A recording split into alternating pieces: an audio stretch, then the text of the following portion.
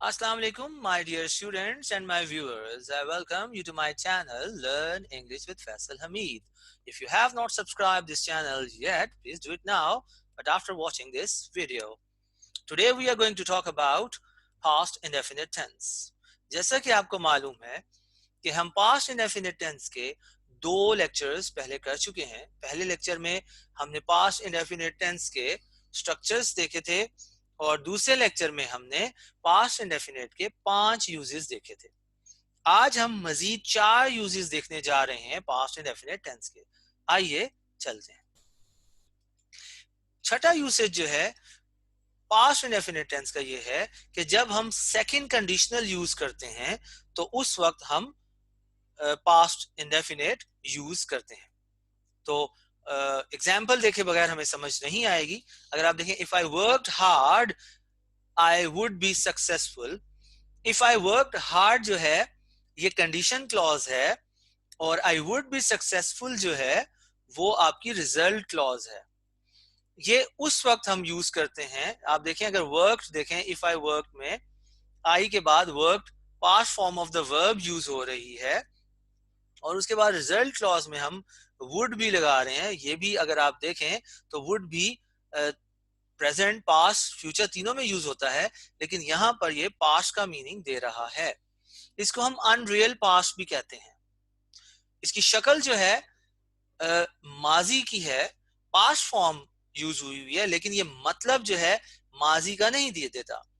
आप ये उस वक्त कंडीशन अप्लाई करते हैं कि जब कोई प्रेजेंट टाइम के अंदर कोई बात हो और कोई हकीकत हो और वो इस कंडीशन के ऑपोजिट हो, या जो आप कंडीशन अप्लाई कर रहे हैं आपको यकीन हो कि ये कभी भी नहीं होगी। दूसरे सेंटेंस में हमें ज्यादा समझ आएगा। If it rained we would not go to market. इसका मतलब ये है कि आप एक्सपेक्ट कर रहे हैं कि बारिश नहीं होगी क्योंकि आसमान पर बादल नहीं है, तो आप ये एक्सपेक्ट कर रहे हैं कि बारिश नहीं होगी, इसलिए आप कह रहे हैं कि if it rained we would not go to market. उम्मीद है आपको समझ आई होगी।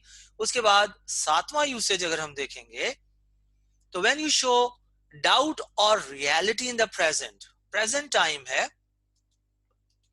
और आप इसको आप यूं कह सकते हैं कि इसको आप इसकी शक्ल पास्ट जैसी होगी लेकिन ये मतलब प्रेजेंट का देगा। जैसे हम उर्दू में कहते हैं ना कि यार ये इस तरह हमारे साथ बिहेव करता है जैसा कि ये बादशाह सलामत हो, या तो यहाँ इसी तरह हम इंग्लिश में भी कहते हैं कि जैसे हम कह रहे हैं he behaves rudely as if we did something wrong. इसका मतलब है कि आपने कोई चीज गलत नहीं की लेकिन आप ये चीज डाउट कर रहे हैं, या आप ये समझ रहे हैं कि ये बात ऐसे नहीं है, हकीकत के बरअक्स है, तो उस वक्त जो है हम यूज कर सकते हैं पास्ट टेंस इफ के साथ।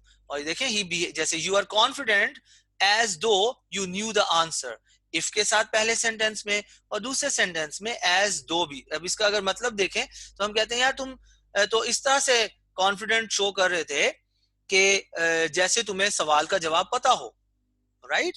यानी कि आपकी रियलिटी के ऑपोजिट बात हो, रियलिटी नहीं है तो उसको आंसर का मालूम नहीं था लेकिन वो बिहेव इस तरह से कर रहा है प्रेजेंट टाइम के अंदर कि जैसे उसको सवाल का पता हो। तो ये प्रेजेंट टाइम के अंदर जब आप किसी चीज को डाउट कर रहे हो या किसी अनरियलिटी के ऊपर फोकस कर रहे हो कि रियलिटी कुछ और हो, तो उस वक्त आप इस तरह से सेंटेंस यूज कर सकते हैं। आठवां यूसेज अगर आप देखें तो to show unreal past with it is time. It is time का स्ट्रक्चर आप यूज करेंगे। जैसे हम कहते हैं it is time we fought them back, या it is time we went to Lahore. इसका मतलब ये होता है जब आप इट इज टाइम का स्ट्रक्चर यूज करते हुए उसके बाद माजी का स्ट्रक्चर यूज करते हैं तो ये इसका मतलब ये होता है कि यार ये जो आप काम कर रहे हैं आपका मतलब है कि हमें बहुत देर हो चुकी है इस काम को किए हुए। जैसे मैं कहता हूँ it is time we fought them back, यानी कि अब हम कहते हैं यार ये हद ही हो गई है, या अब ये अल्टीमेट चॉइस है हमारे पास कि हमें फॉट बैक करना चाहिए। It is time we went to Lahore का मतलब ये है कि हमें जो है अब लाहौर चले जाना चाहिए, हमें देर हो चुकी है, हमें लाहौर अब लाजमी जाना चाहिए। तो उसके बाद जो है अगला यूसेज देखते हैं। When you question answer in present perfect, time becomes definite. जब आप प्रेजेंट परफेक्ट में क्वेश्चनिंग करते हैं, क्वेश्चनिंग आंसरिंग करते हैं, तो उसके बाद जो है टाइम डेफिनेट हो जाता है और आप जो है उसको फिर पास्ट इंडेफिनेट में लेके जाएंगे। यानी जब आप पहला क्वेश्चन होगा, पहला आंसर होगा, तो आप उसको प्रेजेंट परफेक्ट में यूज कर रहे हैं।